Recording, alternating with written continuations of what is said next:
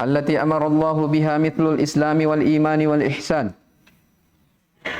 Wa minhu ad-du'a wal khawf wal raja'u wat tawakkul wal raghbatu wal rahbatu wal khusyu' wal khasyatu wal inabatu wal isti'anatu wal isti'adah wal istighatsatu wal dhabhu wan nadhr wa ghairu dhalika min anwa'il ibadati allati amara Allahu biha kulluha lillahi ta'ala. Wa dalilu qawluhu ta'ala wa annal masajida lillahi fala tad'u ma'allahi ahada. Faman sarafa minha syai'an li ghairillah fa huwa musyrikun kafir.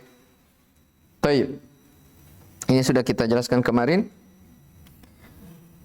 Ya. Jadi kata Syekh rahimahullah taala, di antara jenis-jenis ibadah yang Allah perintahkan seperti Islam, iman, ihsan.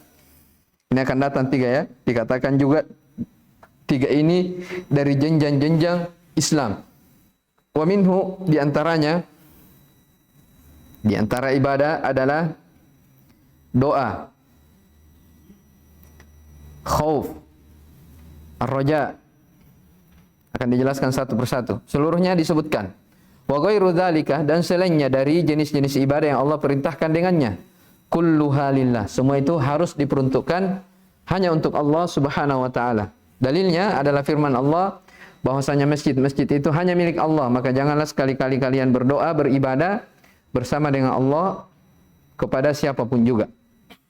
Maka barang siapa yang memalingkan darinya dari ibadah itu sedikit saja kepada selain Allah Subhanahu wa taala, maka musyrikun kafir. Ya, maka dia musyrik kafir. Baik. Mana dalilnya? Ya, kenapa dikatakan musyrik? Ya. Karena dia beribadah,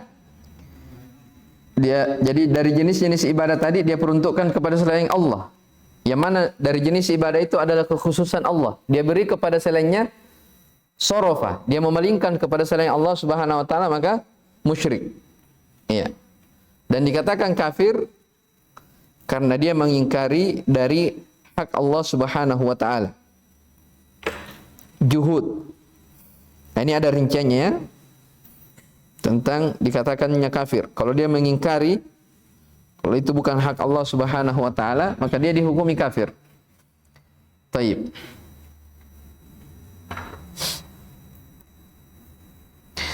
Wa dalilu qauluhu ta'ala, dalilnya adalah firman Allah Subhanahu wa taala. Perhatikan, wa may yad'u ma'allahi ilahan akhar. Barang siapa yang yad'u, berdoa, beribadah, ma'allah, bersama Allah, ilahan, sesembahan, akhar, yang lain. Ya, jadi dia berdoa bersama Allah. Artinya dia berdoa juga kepada Allah, berdoa kepada sesembahan lain juga selain Allah. La burhana lahu bih, yang dia tidak memiliki bukti tentangnya. Iya. Berarti kalau ada bukti boleh. Hah? Bukan begitu maksudnya ayat ini. Ini nanti belajar usul tafsir baru disebutkan di situ ya. Jadi ayat ini bukan artinya kalau boleh kita beribadah kepada selain Allah kalau ada apa? Burhan, bukan begitu pemahamannya. Tapi maksudnya apa? Sesembahan selain Allah Subhanahu wa taala memang tidak akan pernah ada apanya? Buktinya. Tidak ada dalilnya. Ya. Nah, ini namanya sifat kasyifah. Ya. Jadi maknanya apa? Siapa yang berdoa, beribadah kepada bersama Allah dengan sesembahan yang lain, yang di mana sesembahan lain itu sama sekali tidak ada apa? Burhan. Tidak ada bukti. Fa innama hisabuhu inda rabbi. Maka sesungguhnya perhitungannya di sisi Allah Subhanahu wa taala. Ya, kata para ulama, tidak disebutkan di sini ancaman. Allah hanya mengatakan apa? Siapa yang mempersekutukan Allah Subhanahu wa taala, maka perhitungannya di sisi Allah. Maksudnya apa? Ancamannya sangat besar karena tidak disebutkan ancaman. Ya, sama dengan anak. Kalau dibilang, kalau kau melanggar, awas. Nyata, ini misal ya dari sisi percontohan. Ya, awas kalau melanggar. Apa hukumannya tidak disebutkan. Nah, itu menunjukkan besarnya ancaman. Ya, fa innama hisabuhu inda rabbi. Hisabnya, perhitungannya di sisi Allah Subhanahu wa taala. Innahu la yuflihul kafirun. Sesungguhnya apa namanya, orang-orang kafir itu tidak akan beruntung. Jadi di akhir ayat disebutkan dengan apa? Kafir. Ya, makanya kata Syekh musyrikun kafir. Ini bagian juhud. Taib. Wa fil hadis. Dan di dalam sebuah hadis dikatakan ad-du'a'u mukhul ibadah. Doa itu adalah inti pokok dari ibadah. Pokok dari ibadah.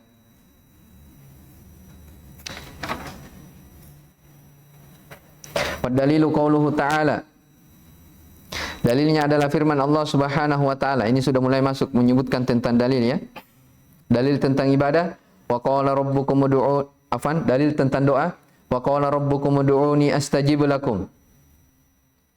Wa qala dan Rabb kalian berfirman, ud'uni astajib lakum. Berdoalah kalian kepadaku, pasti saya akan kabulkan. Ya. Innal ladina yastakbiruna an ibadati. Sesungguhnya orang-orang yang bertakabur, bersombong dari beribadah kepadaku. Jadi berdoa di atas, di bawah dikatakan apa? Orang yang bersombong dari beribadah. Menunjukkan doa itu adalah ibadah.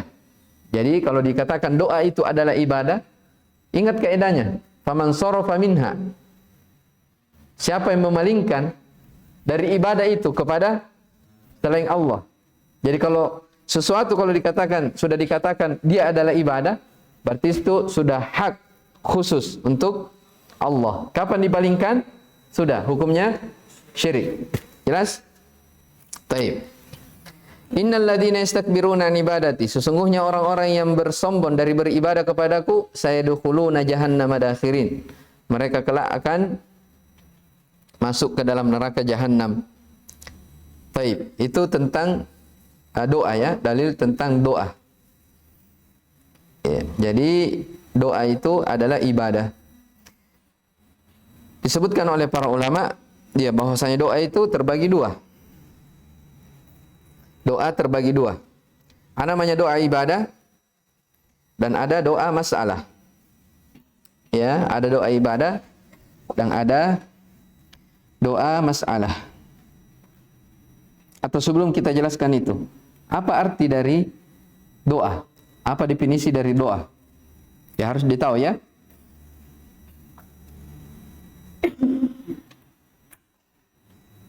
Jadi doa itu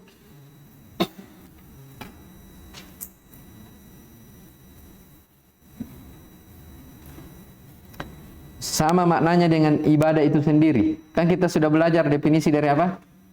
Ibadah. Apa itu? Melaksanakan perintah syariat yang dipenuhi dengan kecintaan dan ketundukan. Itu definisi doa juga. Kan ad-du'a huwal ibadah. Paham ini? Nah, bisa juga dibahasakan ismun jami' itu tadi. Yang definisinya Syekhul Islam Ibnu Taimiyah. Baik. Itu doa secara umum. Kalau doa secara khusus, ya, definisinya adalah talabul abdi min rabbih husula ma yanfa'uhu wa daf'a ma yadurruhu. Ya, seseorang meminta kepada Allah Subhanahu wa taala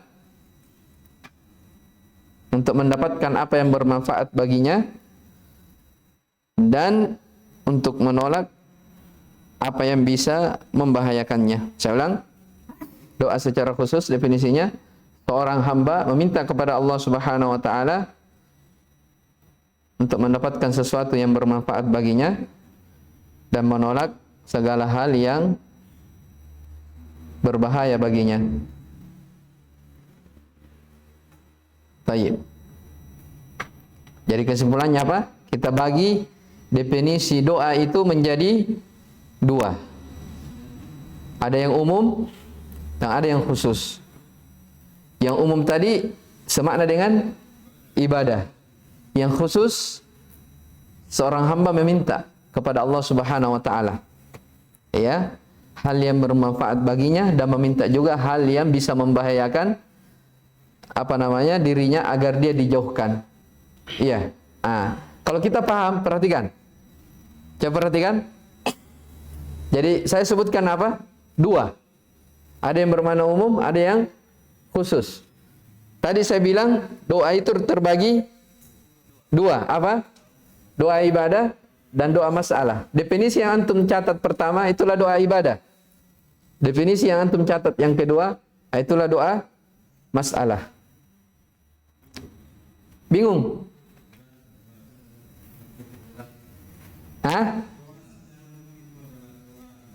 Ya. Itu dia. Masya Allah.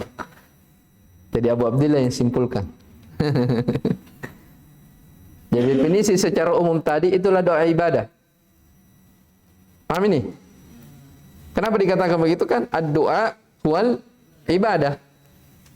Ya, melaksanakan. Jadi kalau misalnya salat. Salat itu juga adalah apa? Adalah doa. Salat itu adalah doa. Ya. Karena di dalam salat ada doa di dalamnya dan sekaligus dia adalah ibadah. Ini doa masalah atau doa ibadah? Jelas, ibadah. Ya biasa juga orang kalau dikatakan kalau doa masalah itu ya orang Indonesia pahami berdoa. Itu doa masalah namanya. Dia meminta hajatnya kepada Allah Subhanahu wa taala, ya kan, minta rezeki. Itu kan bahagian dari doa apa? Masalah. Kalau doa ibadah, itu kita beribadah kepada Allah Subhanahu wa taala, itu bentuk dari apa? Doa namanya. Paham ini? Nah, semua dari doa semuanya hak Allah Subhanahu wa taala. Saya paham ya? Baik. Yang berikutnya. Wa dalilul khaufi qauluhu ta'ala fala takhafuhum wa khafuni in kuntum mu'minin. Dalil tentang khauf adalah firman Allah Subhanahu wa taala, fala takhafuhum, jangan kalian takut kepada mereka. Wa khafuni, dan takutlah kalian kepadaku. Perintah untuk apa? Takut kepada Allah Subhanahu wa taala. Ya, kalau Allah Subhanahu wa taala perintahkan, pasti Allah Subhanahu wa taala cintai. Kalau Allah Subhanahu wa taala cintai, maka itulah apa? Ibadah. Paham ini? Itulah ibadah. Apalagi ditambah lagi in kuntum mu'minin, jika kalian benar-benar beriman. Diberikan syarat keimanan.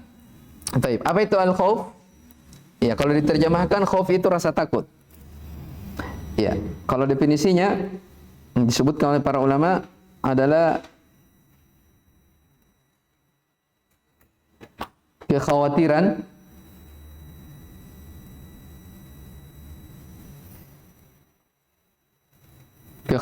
di hati pada masa yang akan mendatang.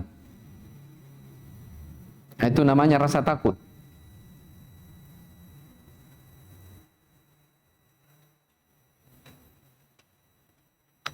Itu namanya khauf. Jadi orang misalnya dia takut, berarti ada sesuatu yang dia khawatirkan yang belum terjadi padanya. Itu namanya apa? Khauf. Ya. Nah, di sana ulama juga menyebutkan ada namanya al-wajil. Al-wajil itu dia rasa takut juga, tapi kalau diterjemahkan ke bahasa Indonesia, kekhawatiran yang dia alami saat ini. Nah, itu bedanya dengan al-khauf. Kalau al-khauf kan kekhawatiran yang akan terjadi di masa yang akan mendatang yang dia khawatirkan. Tapi kalau al-wajil yang dia alami sekarang. Baik.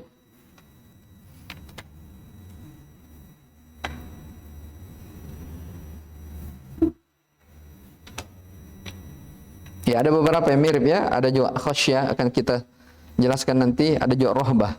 Ini dekat semua maknanya. Baik. Jadi itu tadi ya tentang al-khauf.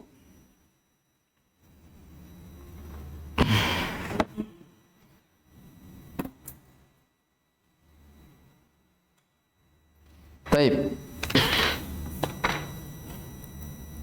Sudah capek ya? Sudah setengah 6 hampir. Ya, itu saja dulu ya. Ad-doa wal khauf. Nanti kita lanjut insyaallah. Ar-raja. Baik. Khauf rasa takut. Kalau raja rasa harapan. Baik. Hada wallahu alam, subhanakallah bihamdik, syada la ilaha illa anta, astaghfiruka wa atubu ilaik, walhamdulillahirabbil alamin. Masih ada yang belum dijelaskan tentang khauf ya? Jenis-jenis khauf. Kita akan pelajari nanti. Baik.